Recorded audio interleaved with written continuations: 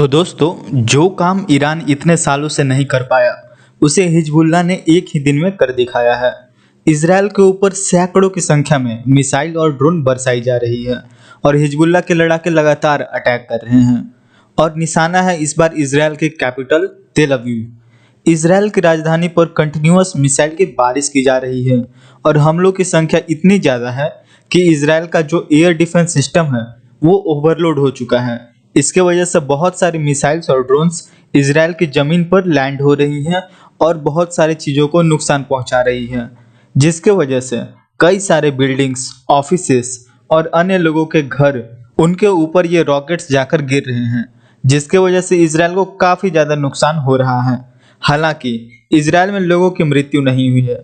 इसका कारण यह है कि भले ही इनका air defence system in rockets को पूरी तरह से रोक ना पाया हो, लेकिन अर्ली वार्निंग सिस्टम इनका बहुत ज़्यादा अच्छा है, जो लोगों को समय रहते ही बता देता है कि उनके ऊपर रॉकेट, ड्रोन, मिसाइल्स वगैरह से हमला होने वाला है। इसलिए वार्निंग सिग्नल को सुनते ही लोग बंकर में चले जाते हैं।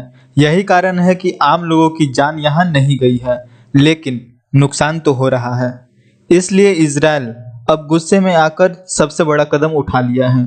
दरअसल इसराइल ने कुछ देर पहले आने वाले 48 घंटों के लिए इसराइल में इमरजेंसी यानी कि आपातकाल लागू कर दिया है। इसका मतलब यह है कि इसराइल अब हिजबुल्लाह के खिलाफ एक युद्ध का शुरुआत करने वाला है। दरअसल इजरायली वायुसेना ने जबरदस्त बमबारी शुरू कर दिया है लेबनान की।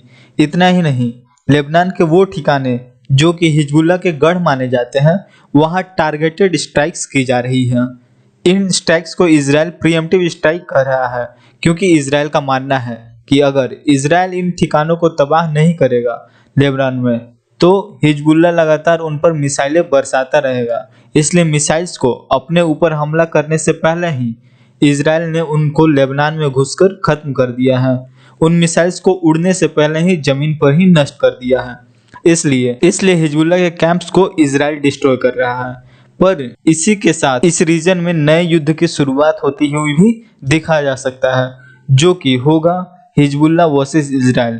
क्योंकि हिजबुल्लाह हमास के मुकाबले बहुत ही ज़्यादा ताकतवर संगठन है और हमास से कई गुना बड़ा होने के साथ साथ कहीं ज़्यादा रिसोर्सफुल भी है। अगर हिजबुल्लाह के साथ वॉर में इसराइल फंसता है तो उसे दो तरफा वॉर लड़ना पड़ेगा, एक तो हमास के साथ, दूसरा हिजबुल्लाह के साथ। इसी को देखकर इसराइल ने 48 घंटों के लिए इमरजेंसी भी घोषित कर दिया है, क्योंकि जो भी होगा इन्हीं 48 घंटों के अंदर होने वाला है। अमेरिका की भी इस पर नज़र बनी हुई है। बताया जा रहा है कि अगर हिजबुल्लाह युद्ध का ऐलान करता है तो मदद के लिए अमेरिका अपनी फौज को उतार सकता है, या फिर उसके पास एक और ऑप्शन है, नौसैनिक बेड़ों को वहां भेज सकता है इसराइल के पास, और उसका यूज करके लेबनान की बमबारी भी किया जा सकता है बाय अमेरिका। तो दोस्तों, आपको कैसा लगा आज का न्यूज़ जरूर बताइए कमेंट बॉक्स में। Thank you very much.